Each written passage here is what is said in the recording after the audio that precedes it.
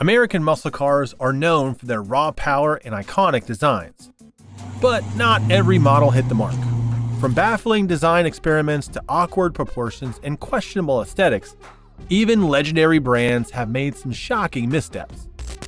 In this video, I am counting down the 50 ugliest American muscle cars ever made.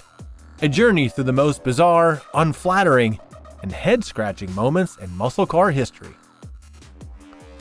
Starting us off at number 50 is the 1968 Oldsmobile Toronado. The 1968 Oldsmobile Toronado was an unusual attempt to blend both styling with futuristic vibes, but the result was a mixed bag of mismatched elements. Its massive chrome-heavy front bumper, awkward grille, and hidden headlights gave the car an oddly alien look that clashed with its sleek and sharp rear-end design. It felt as though two entirely different cars were merged into one. While the Toronado packed a powerful 455 cubic inch V8 engine under the hood, delivering 400 horsepower, its front-wheel drive layout and hefty 4,600-pound weight undermined its performance credentials. Fans of the muscle car genre wanted aggression and power, not a car that looked more suited for a space-themed TV show. Despite its innovative mechanical features, including front-wheel drive, which was groundbreaking at the time, its design left enthusiasts scratching their heads. The Toronado may have been ahead of its time in engineering, but its odd proportions and heavy-handed styling solidified its place as one of the ugliest muscle cars ever produced. Coming in at number 49 is the 1983 Dodge Charger. The 1983 Dodge Charger marked a dramatic departure from the Charger's muscle car legacy, transforming it into a hatchback-style compact car. Built on the Dodge Omni platform, the 1983 Charger's design was dominated by its boxy and uninspired lines, plain rectangular headlights, and unappealing proportions. While practicality was a selling point for the smaller Charger, the design came across as generic and lacking character. The model's transition from a powerhouse muscle car to an economy vehicle felt like a betrayal to the fans. Under the hood, a modest 82 horsepower engine further disappointed enthusiasts who expected high performance and roaring engines from the Charger nameplate. Despite being practical and capable of solid off-the-line acceleration, the 1983 Charger lacked the flair, style, and identity muscle car fans craved.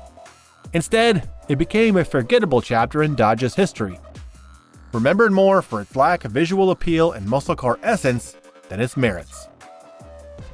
Coming in at number 48 is the 1955 Ford Fairlane. The 1955 Ford Fairlane, introduced as Ford's full-size luxury car, may have been iconic for its time, but its design was far from sleek.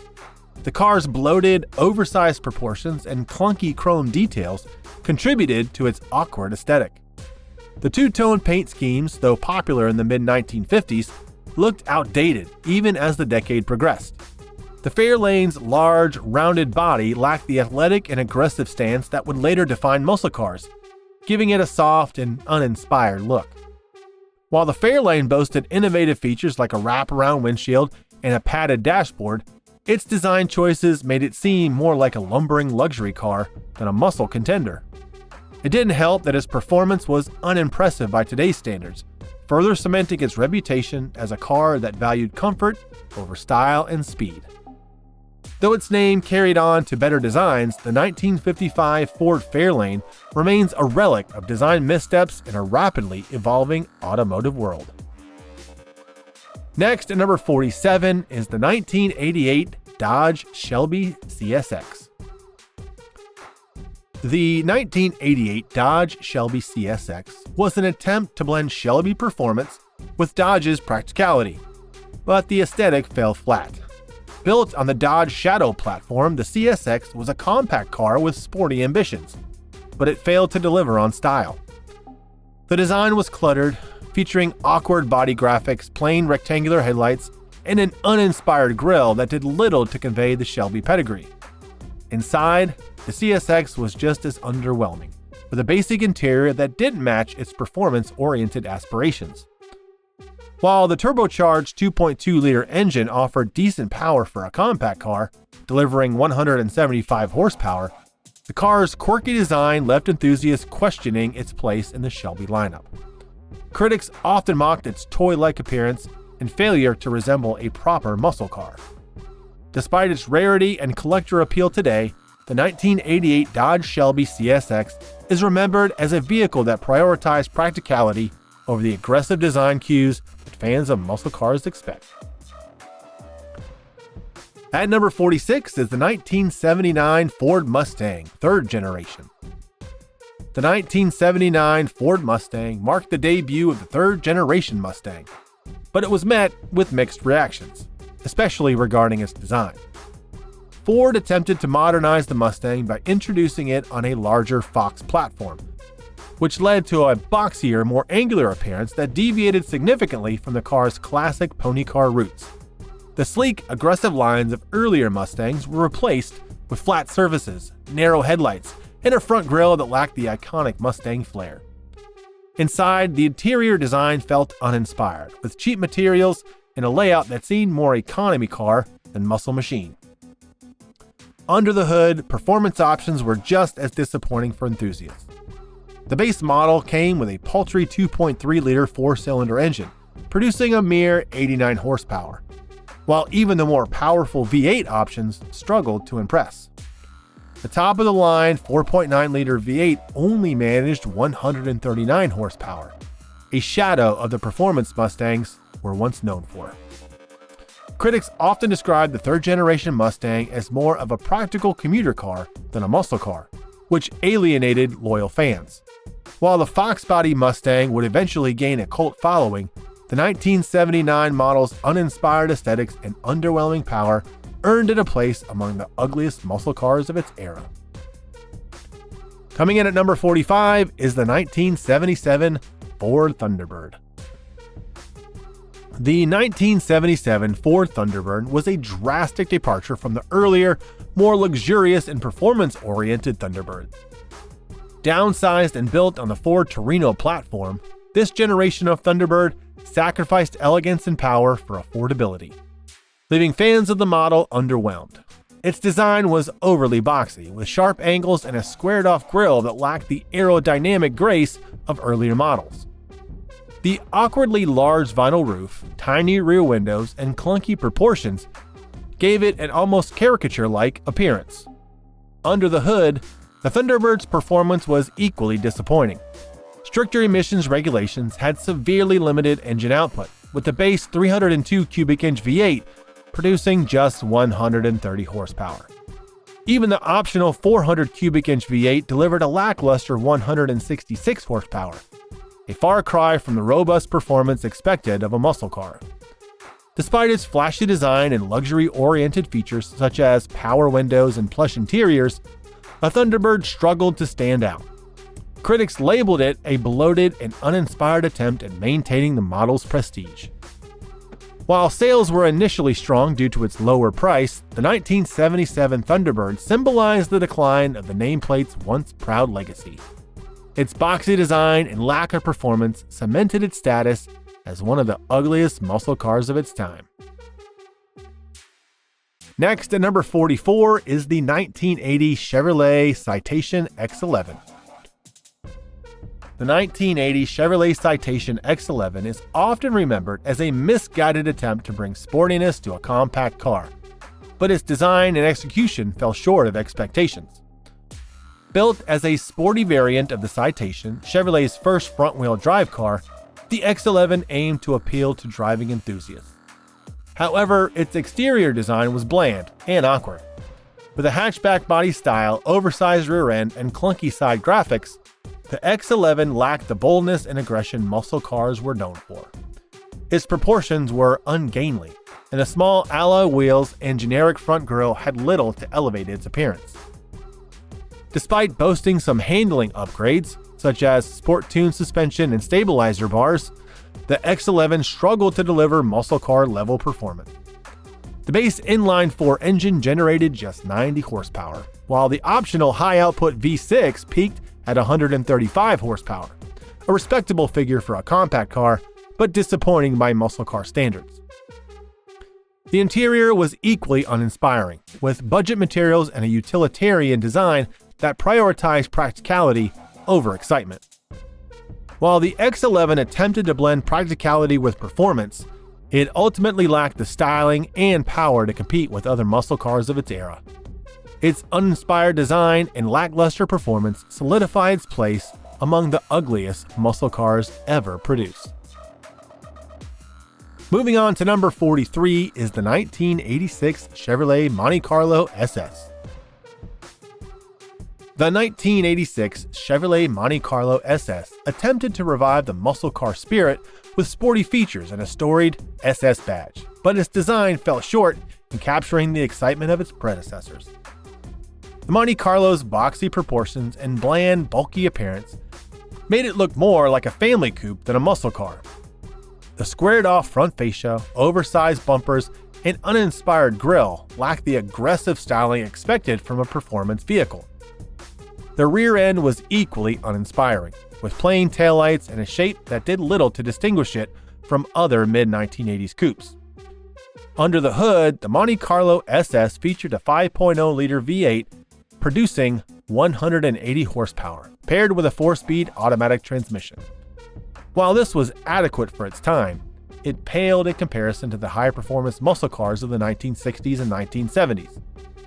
Inside, the Monte Carlo SS was equipped with plush seating and basic instrumentation, but the interior lacked the sporty feel to match its performance aspirations.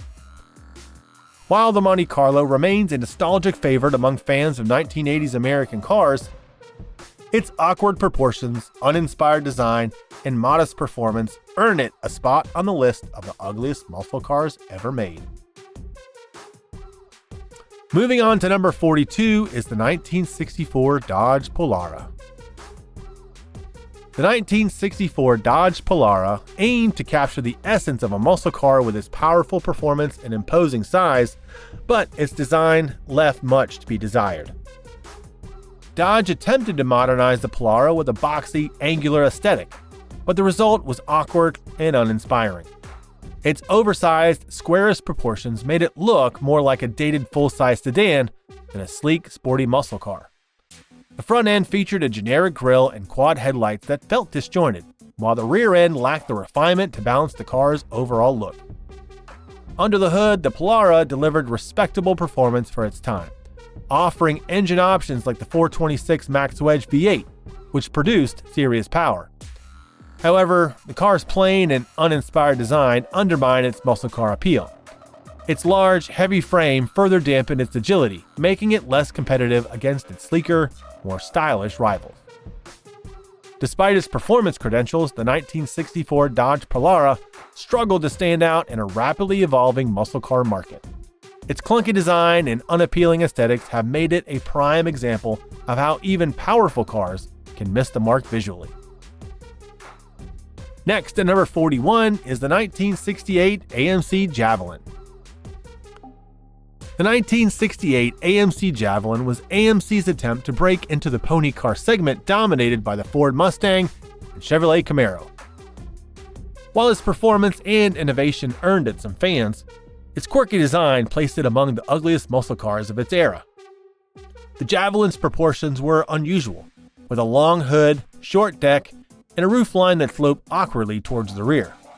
The front grille and headlights seemed mismatched, giving the car an unbalanced and almost cartoonish look. AMC tried to make the Javelin stand out with bold lines and flared fenders, but the execution felt inconsistent.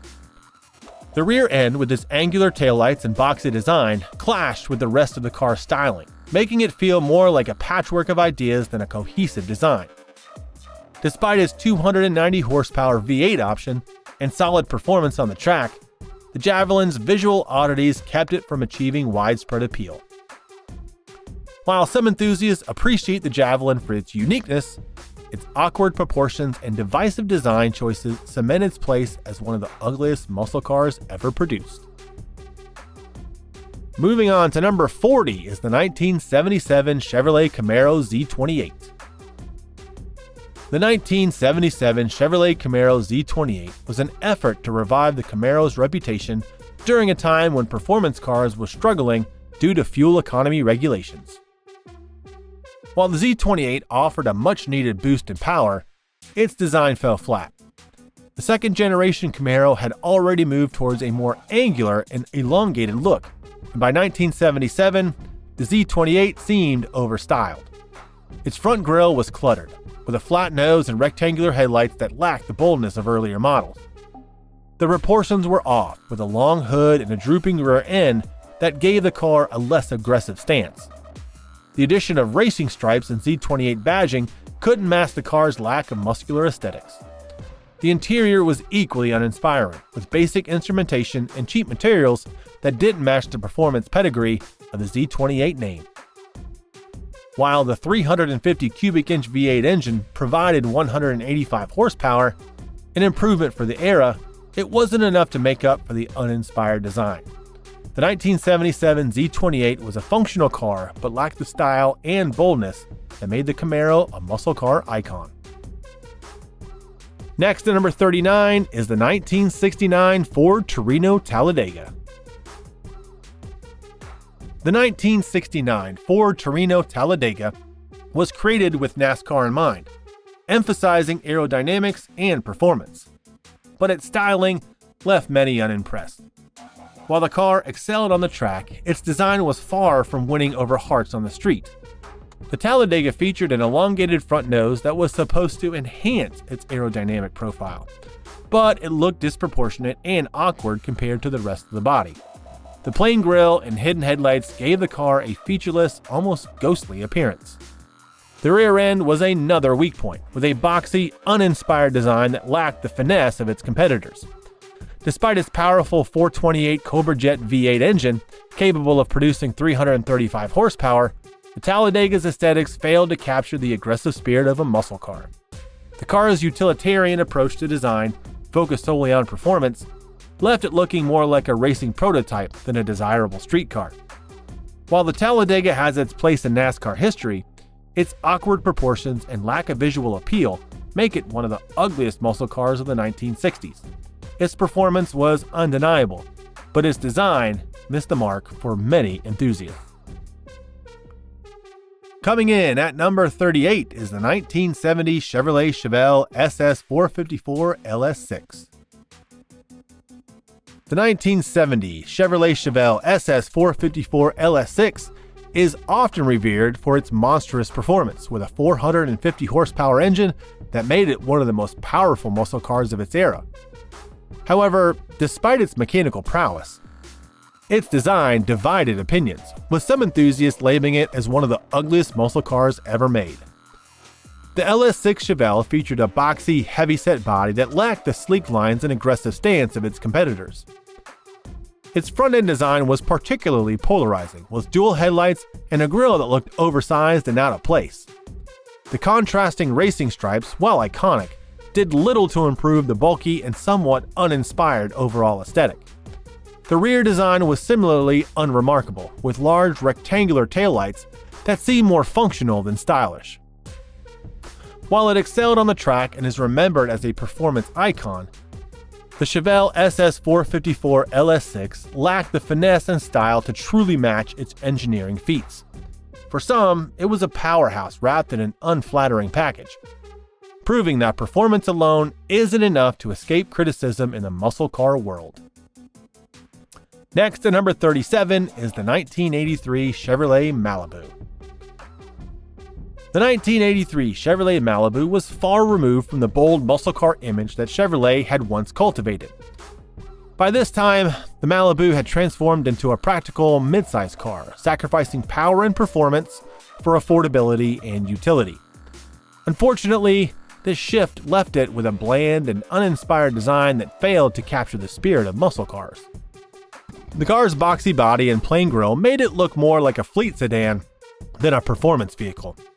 Its lack of aggressive styling elements such as flared fenders or sporty accents made it appear dull and outdated. The interior was equally uninspired, featuring a basic layout with no flair or sense of sportiness. Under the hood, the Malibu's engine options were lackluster. with a 305 cubic inch V8 producing only 150 horsepower at best. This lack of performance further cemented its reputation as a shadow of what muscle cars represented. While dependable and functional, the 1983 Chevrolet Malibu was a far cry from the bold, stylish machines that defined the muscle car era, earning its spot on the list of the ugliest muscle cars. Coming in at number 36 is the 1962 Oldsmobile F85. The 1962 Oldsmobile F85 was a notable innovation for its time, featuring a lightweight unibody design and an early turbocharged engine. Despite its engineering achievements, its design left much to be desired, making it one of the ugliest muscle cars of its era. The F85's exterior lacked cohesion, with awkward proportions that gave it a stubby, unfinished look. Its front end featured a plain grille and uninspired headlights that failed to give the car any real personality or aggression. The rear was equally underwhelming, with a boxy design and small taillights that lacked flair. The overall aesthetic was more utilitarian than sporty, failing to capture the excitement expected of a muscle car. While the turbocharged Jetfire engine was a marvel, delivering up to 215 horsepower, it couldn't save the F85 from criticism of its unappealing looks. Its quirky, unimpressive design has caused it to be remembered more for its engineering milestones than its visual appeal, securing its place among the ugliest muscle cars of its time. Next at number 35 is the 1962 Dodge Dart 413 Max Wedge. The 1962 Dodge Dart 413 Max Wedge was a high-performance machine built for the drag strip, but its styling failed to match its impressive engineering. Dodge experimented with an unconventional design for this model, resulting in a car that was polarizing at best and outright unattractive at worst. The Dart's front end featured a boxy grille and awkwardly positioned headlights that gave it a confused, mismatched look.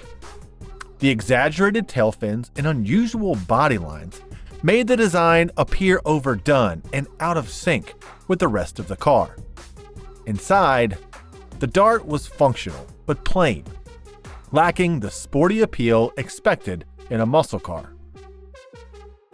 Despite its odd aesthetics, the Max Wedge engine, a 413 cubic inch V8 producing up to 420 horsepower, was a powerhouse, making the car a force to be reckoned with on the drag strip.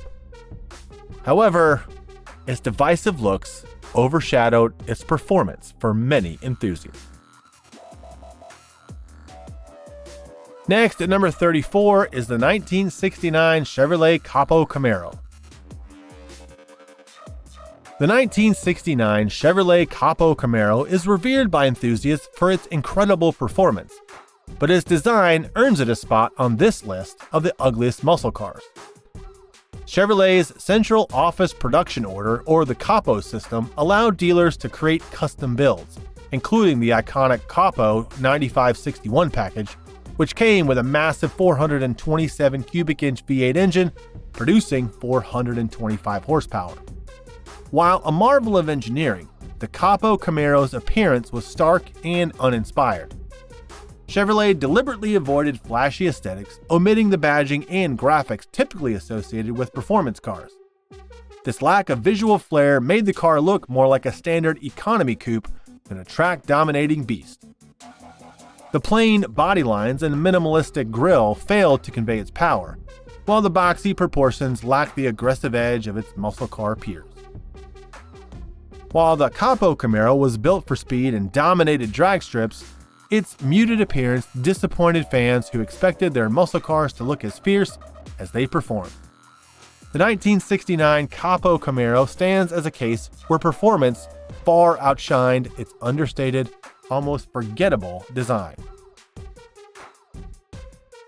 Next at number 33 is the 1988 Ford Probe.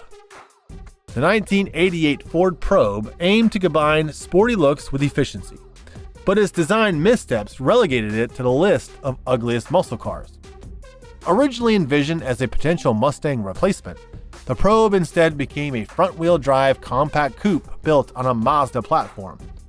While innovative in concept, its styling alienated muscle car fans. The Probe featured a rounded, bubble-like silhouette that deviated from the sharp, aggressive lines muscle car enthusiasts craved. Its narrow headlights and sloping hood lacked presence, giving it a soft, almost timid appearance. The rear design wasn't much better, with a chunky, unbalanced look that clashed with its attempt at a sporty persona. Under the hood, the top-of-the-line GT version boasted a turbocharged 2.2-liter engine producing 145 horsepower, but this fell short of the performance muscle car enthusiasts expected. Combined with its front-wheel drive layout, the Probe failed to embody the rear-wheel drive power and design ethos of classic American muscle cars. Despite its innovative approach, the 1988 Ford Probe became a visual and performance mismatch for fans of the genre. Next at number 32 is the 1965 Chevrolet Impala SS. The 1965 Chevrolet Impala SS was a sales success, with over 1 million units sold. But its design choices earned it a spot on this list of the ugliest muscle cars. Part of the fourth generation, the Impala SS featured a bulky, oversized body that lacked the lean, aggressive appearance of its contemporaries. Its rounded front end, complete with quad headlights and a chrome-heavy grille, looked bloated and awkward. The design lacked the sharpness and muscular stance typically associated with performance cars. The rear end, with its 6 round taillights, was unique, but didn't resonate with fans seeking a bold, sporty aesthetic. Despite these design shortcomings, the Impala SS delivered under the hood, offering a range of powerful V8 engines, including the 396 cubic inch turbojet V8, capable of producing 425 horsepower. While performance was stellar, the uninspiring and overly luxurious design leaned more toward a family cruiser than a true muscle car. The 1965 Chevrolet Impala SS is a prime example of style failing to match substance, earning it a controversial place in muscle car history. Moving on to number 31 is the 1978 Dodge Challenger. The 1978 Dodge Challenger, part of the second generation, marked a significant departure of the original muscle car ethos. Rebadged from the Mitsubishi Galant Lambda, this Challenger was a compact coupe that sacrificed both style and performance, making it one of the ugliest muscle cars ever produced. The design lacked an aggression and presence of the first generation, featuring a notchback roofline and bland, rectangular headlights. Its plain, uninspired grille and drab color options only added to its visual shortcomings. The interior followed suit with uninspired plaid upholstery and a basic dashboard that failed to evoke the sporty excitement of its predecessor. The performance was equally disappointing. Engine options ranged from a 1.6-liter 4-cylinder to a 2.6-liter inline-4, producing a meager 77 to 105 horsepower, an embarrassment compared to the high-powered V8 of the original Challenger. This lack of power, combined with its uninspired styling, alienated fans of the Challenger name. The 1978 Dodge Challenger stands as a cautionary tale of diluting a legendary muscle car into a bland, forgettable compact coupe. On to number 30 with the 1980 Chevrolet Corvette. The 1980 Chevrolet Corvette attempted to merge luxury and sportiness, but lost its muscle car identity along the way, earning it a place among the ugliest American muscle cars. Known for its fiberglass body and pop-up headlights, the 1980 Corvette was a victim of changing regulations and shifting priorities. The design featured a sloping nose and bulky rear end, making the car appear unbalanced. The once bold styling felt diluted, as if Chevrolet had tried to make the Corvette more of a ground tourer than a raw performance machine. While the lightweight body helped with fuel efficiency, it came at the expense of the car's aggressive stance. Under the hood, the standard 5.7-liter V8 produced just 190 horsepower, while the optional L82 V8 offered 230 horsepower. Decent, but not exceptional. The lack of a manual transmission option for the higher output engine further disappointed enthusiasts. Inside, the Corvette was packed with luxury features like air conditioning and power windows, but these added weight and dulled its muscle car roots. Ultimately, the 1980 Corvette traded performance and bold styling for comfort and compliance, leaving fans yearning for the raw power and edgy design of earlier models. Next, at number 29 is the 1976 Chevrolet Nova Concours. The 1976 Chevrolet Nova Concours may have tried to add luxury to the Nova lineup, but it ended up as a forgettable muscle car with neither style nor substance. This mid-1970s model deviated from the Nova's muscle car roots, focusing on comfort and convenience at the cost of performance and design appeal. The exterior was plain and uninspired, with a boxy shape that lacked the sleek, aggressive lines muscle car fans expect.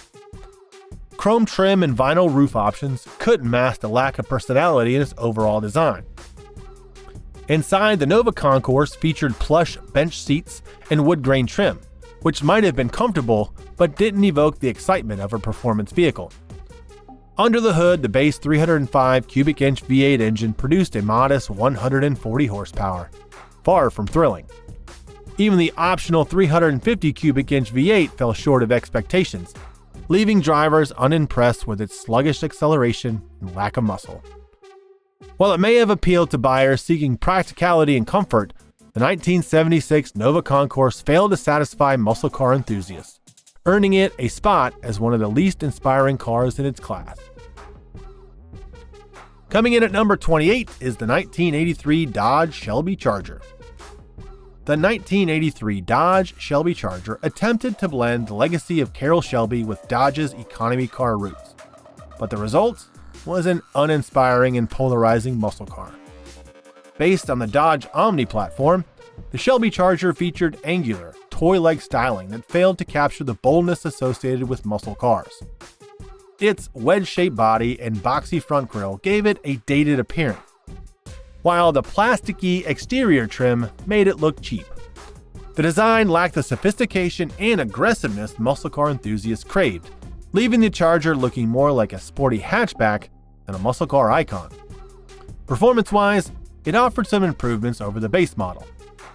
The 2.2-liter four-cylinder engine produced 110 horsepower, a modest output that felt underwhelming compared to the roaring V8s of classic muscle cars.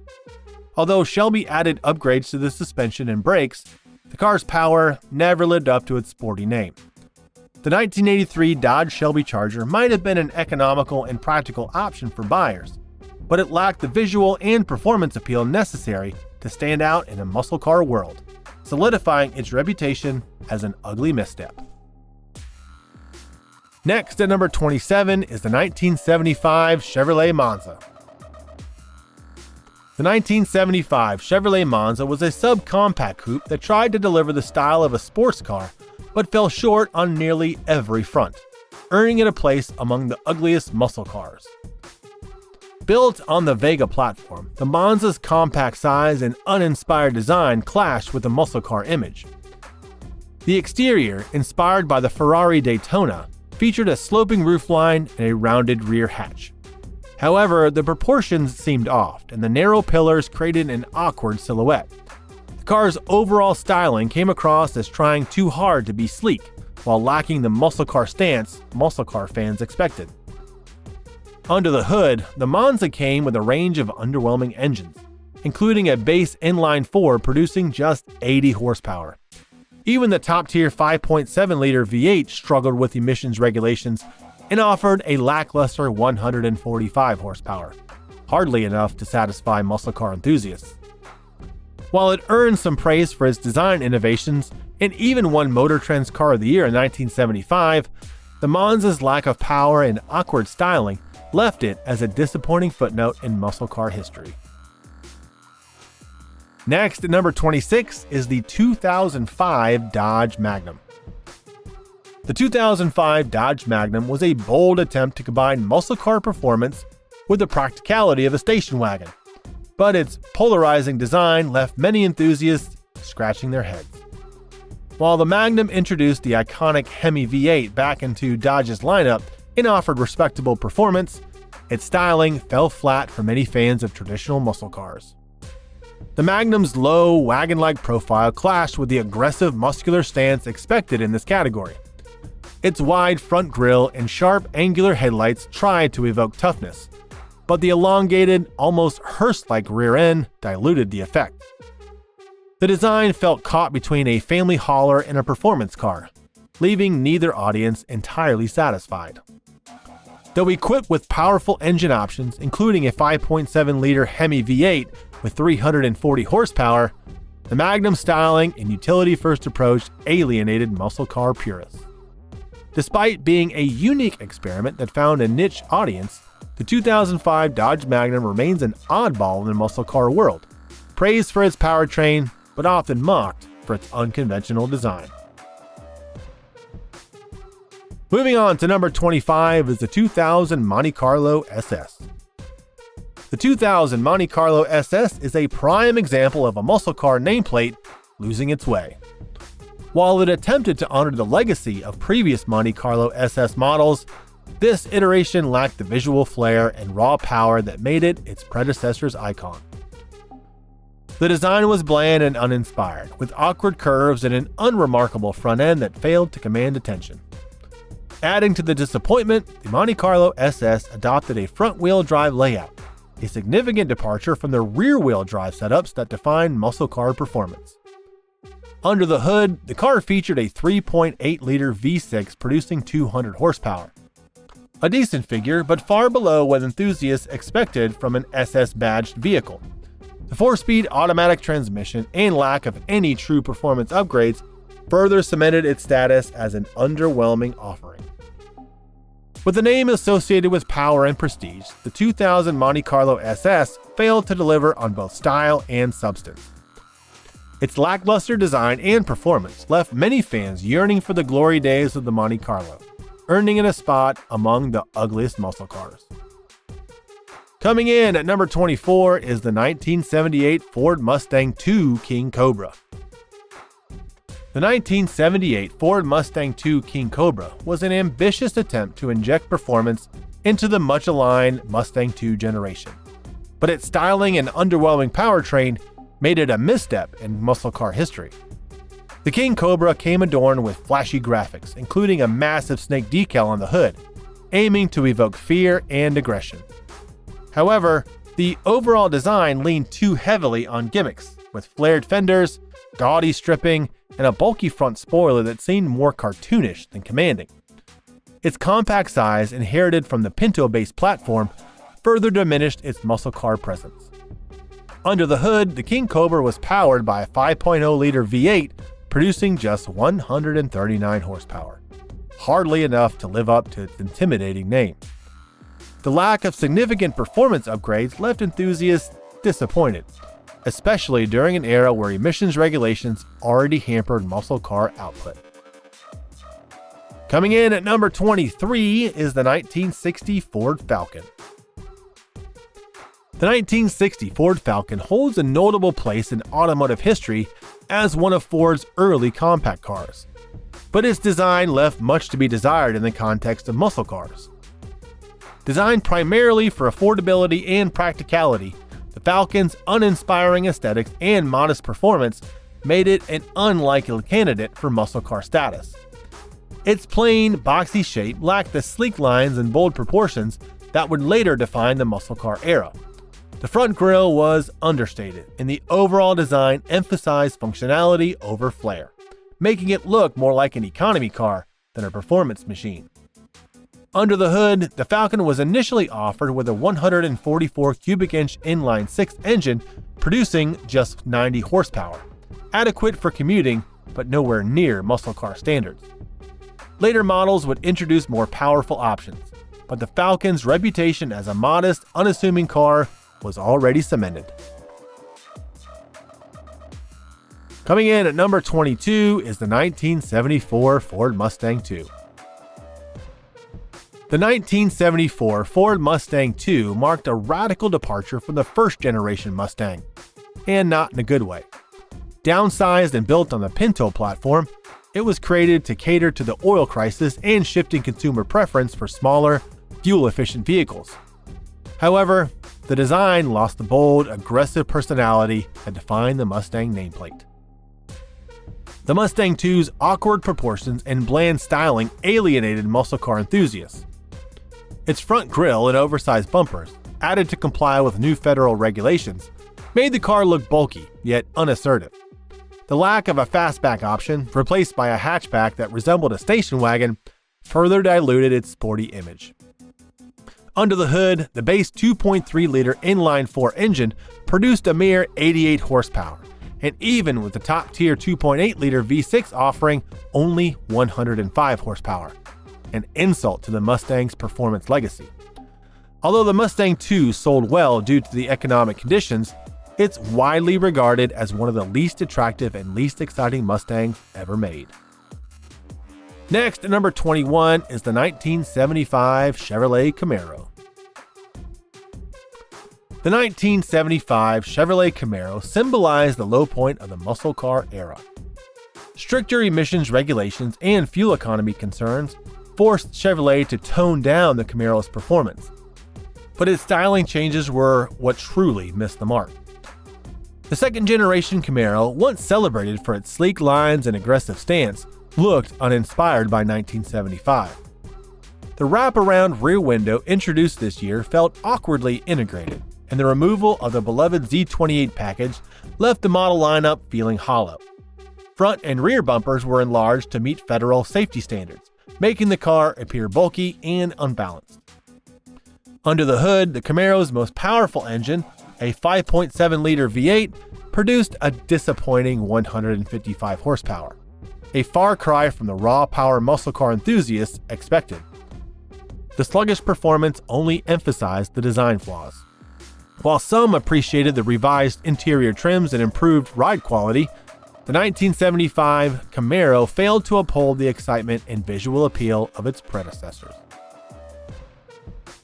Next, at number 20, is the 1967 AMC Rebel. The 1967 AMC Rebel was an attempt by American Motors Corporation to create a competitive midsize car, but its design failed to excite enthusiasts.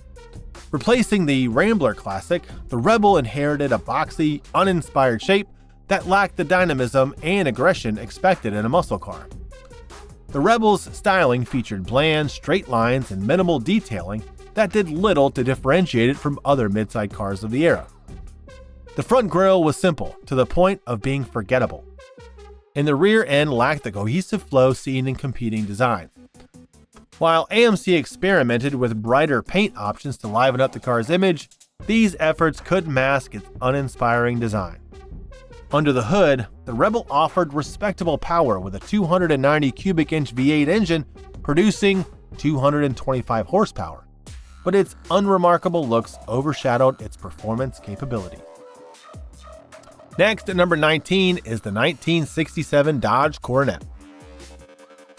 The 1967 Dodge Coronet was a practical midsize car that aimed to deliver performance, but its boxy, uninspired design kept it from achieving muscle car greatness.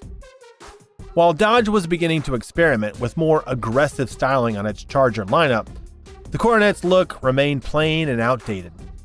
The Coronet featured a flat, slap-sided design with minimal curves or character lines. Its new grille for 1967 was a step up from previous models, but it still failed to evoke excitement for sportiness.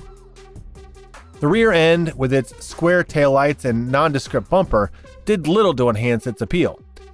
Even the high-performance Coronet RT trim, equipped with a powerful 440 cubic inch V8, couldn't escape the design's lackluster reputation. Despite offering impressive power and optional Hemi engines, Coronet's styling struggled to compete with sleeker muscle cars from GM and Ford. Coming in at number 18 is the 1964 Chevrolet Chevelle Malibu.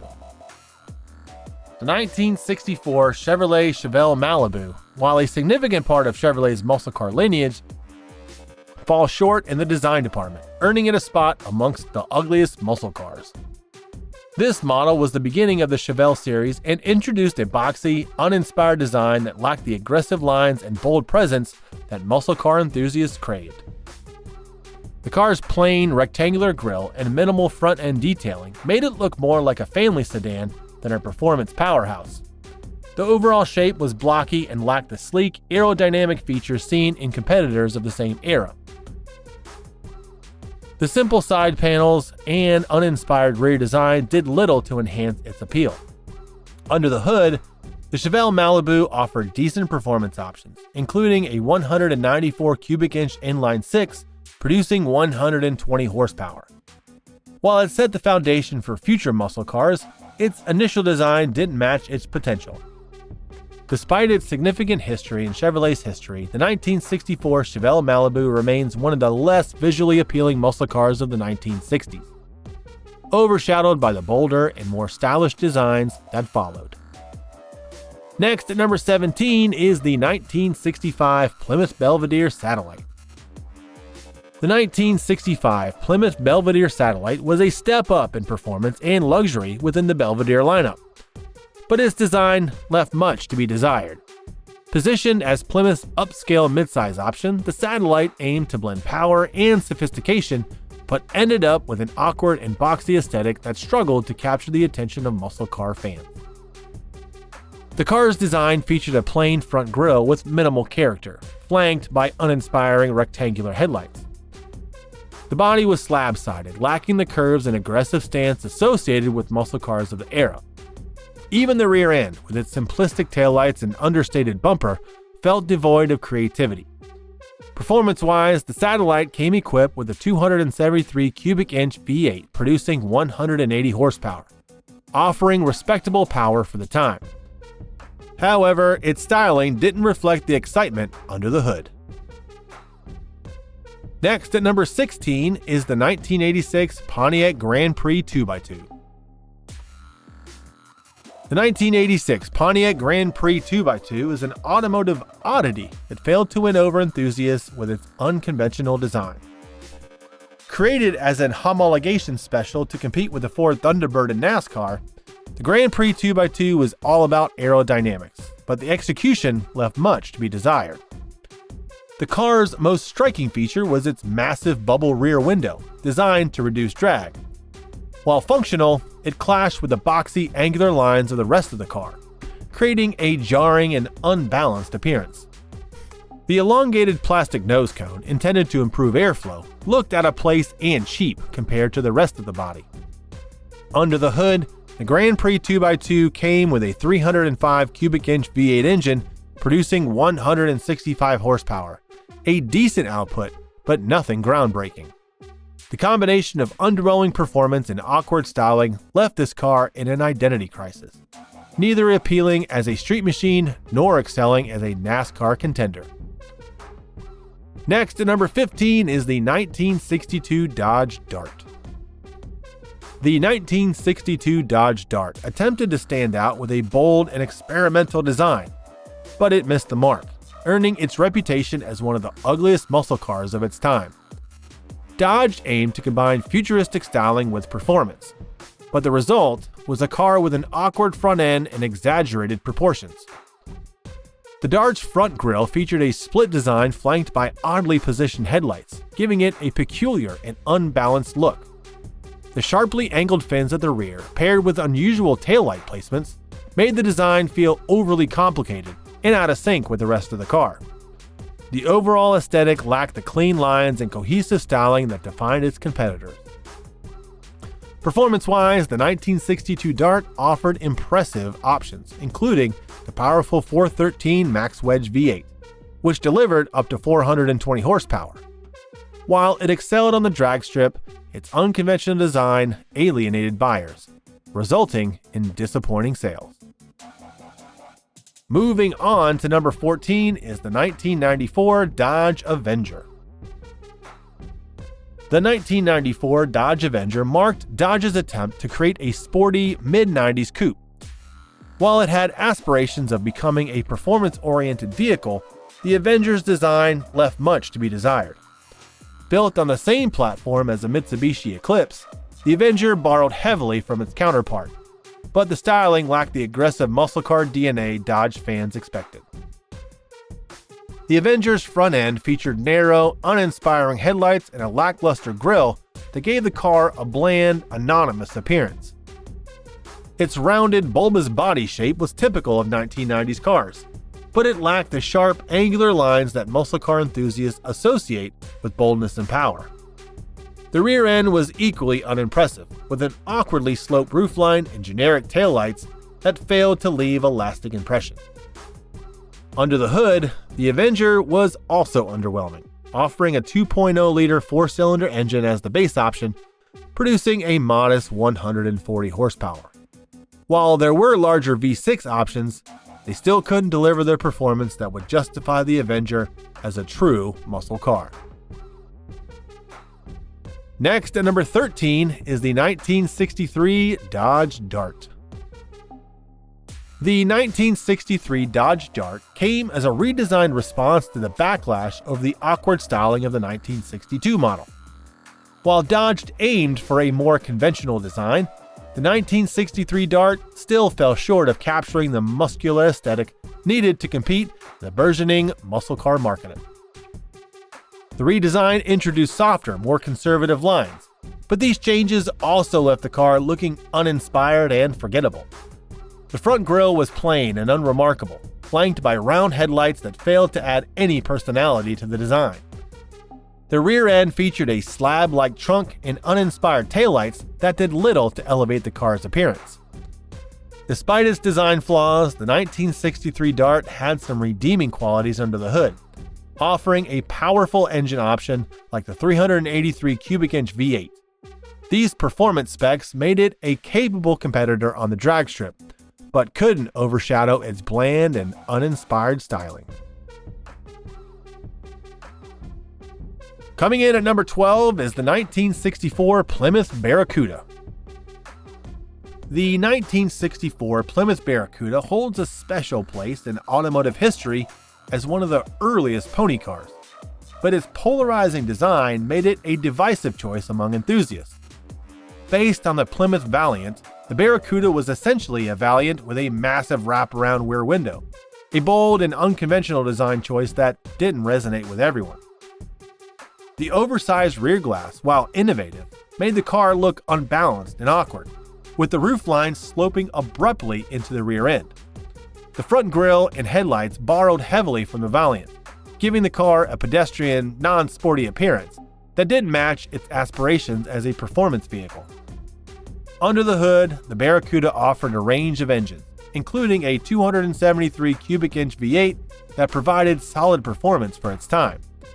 Despite its potential on the road, the design failed to communicate the power and aggression that muscle car fans sought. Next, at number 11, is the 1970 Ford Maverick. The 1970 Ford Maverick was introduced as an affordable, compact alternative to larger muscle cars, but its design left much to be desired.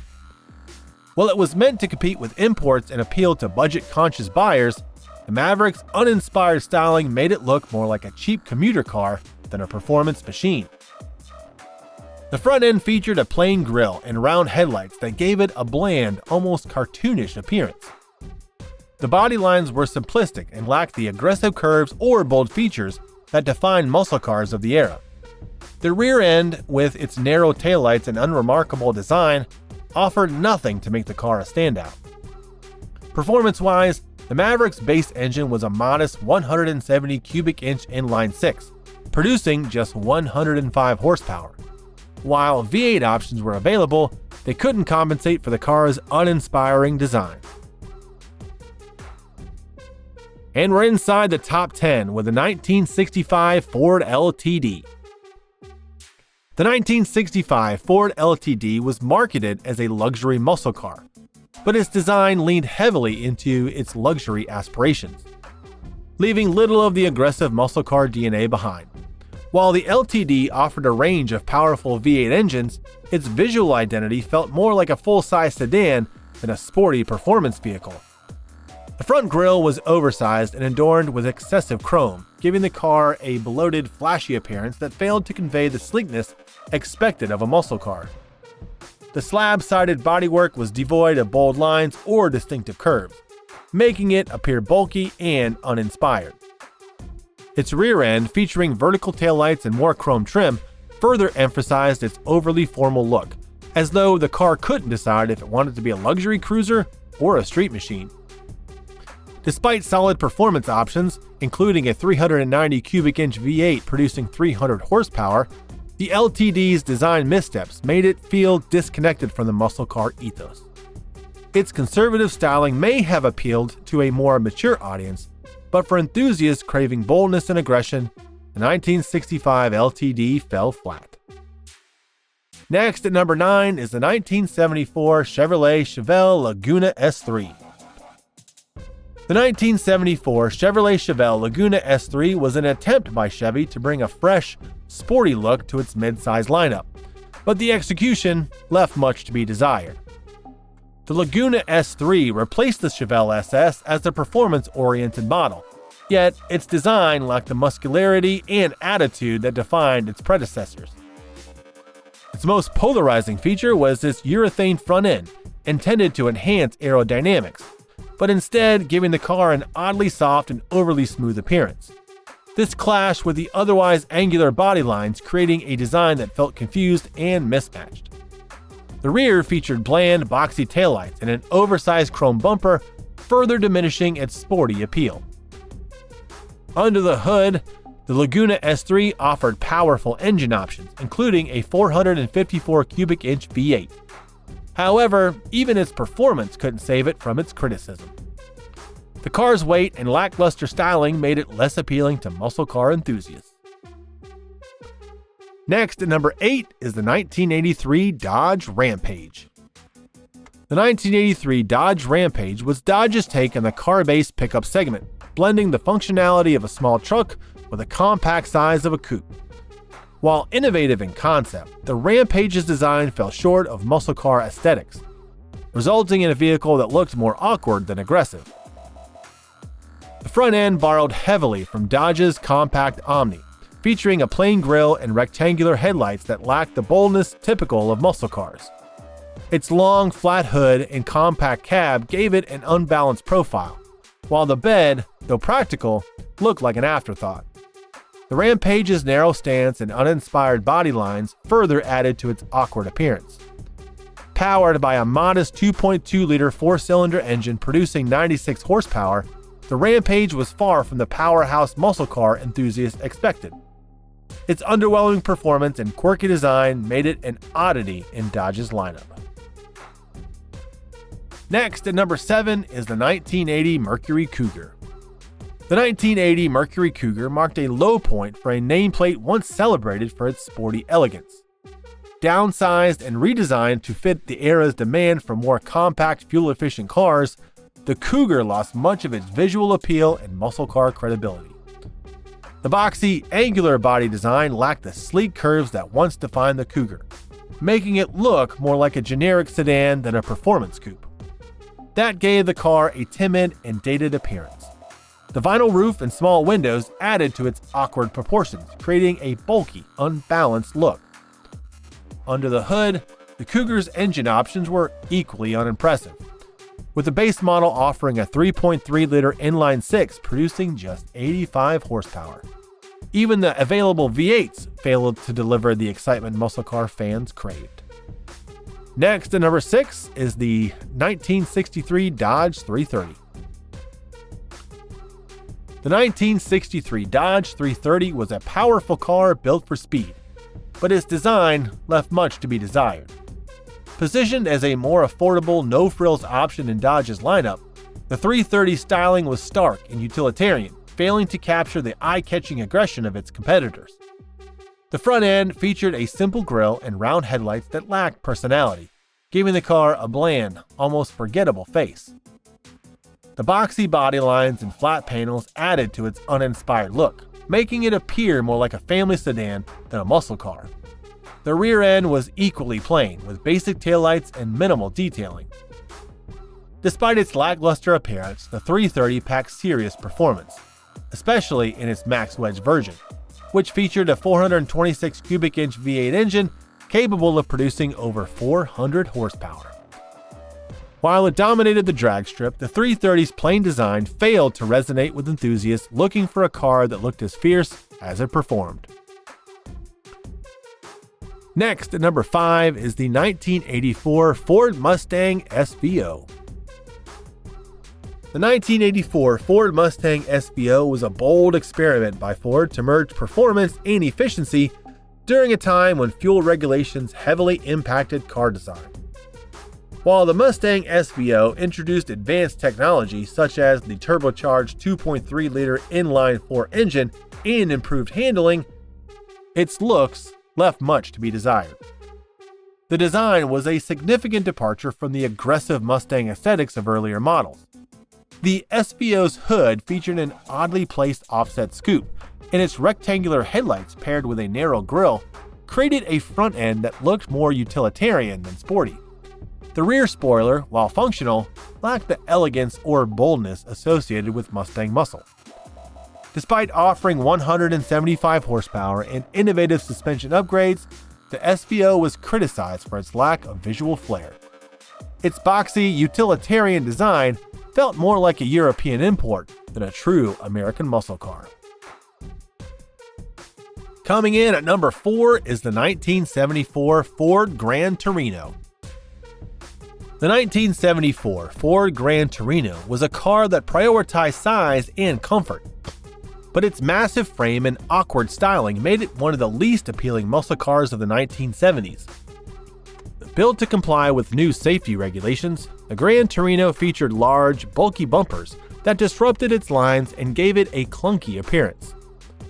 The front end was dominated by an oversized grille with divided sections, surrounded by a heavy chrome frame that only added to the car's excessive bulk.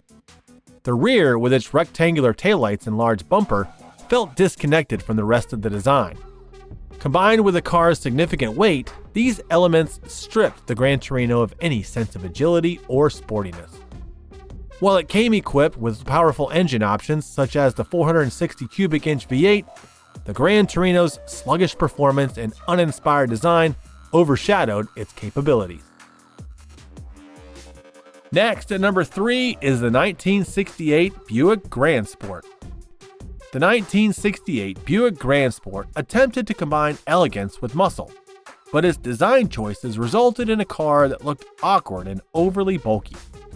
Buick introduced a new body design with a shorter wheelbase, but instead of slimming down the car's proportions, the rear end became heavy and ungainly. The elongated hood and short deck design gave the car a sporty silhouette, but the oddly shaped rear end disrupted the flow, making it look as though two different vehicles had been fused together. The front grille, while distinctive, lacked the aggressive presence expected in a muscle car, and the chrome accents felt excessive rather than refined. Despite its styling missteps, the Grand Sport packed a punch with its 400 cubic inch V8 engine, producing 340 horsepower.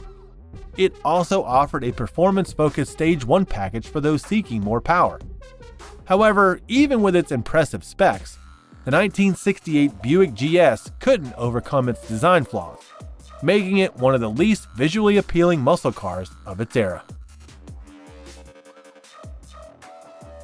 Coming in at number 2 is the 1970 AMC Gremlin. The 1970 AMC Gremlin was AMC's attempt to create a compact, affordable muscle car during a time of growing competition in the small car market. Unfortunately, its unconventional design made it one of the most polarizing vehicles of its era. The Gremlin's truncated rear end was its most controversial feature. Instead of a traditional trunk or hatchback, the car abruptly ended with a near vertical back panel, giving it a chopped-off appearance. The narrow stance and awkward proportions only added to its quirky, almost cartoonish look. While AMC offered powerful engine options, including a 304 cubic inch V8, the Gremlin's odd design overshadowed its performance capabilities. It became the butt of jokes, with critics comparing it to everything from a roller skate to a shortened sedan. Though some appreciated its unique character, most muscle car enthusiasts dismissed it as an eyesore. The Gremlin's bold but flawed design ensured its place among the ugliest muscle cars in history. And at number 1 in the ugliest American muscle car ever made was the 1965 AMC Rambler Marlin.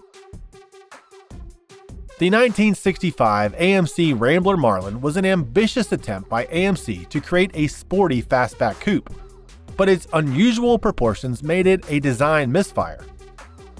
While the car featured sleek lines at the front, the rear design was where things went awry. The elongated roofline stretched far back, creating an awkwardly shaped rear window and a bloated trunk area. The fastback design, intended to evoke speed and elegance, ended up looking clunky and unbalanced, especially when compared to sleeker muscle cars of the same era. Under the hood, the Marlin offered respectable performance with engine options like a 327 cubic inch V8 producing 270 horsepower. However, its mechanical strengths couldn't compensate for its divisive styling. Many critics and car buyers found its design to be too unconventional, and its sales numbers reflected this sentiment. Despite its performance and innovative features, the Rambler Marlin is remembered as the ugliest muscle car ever made in America.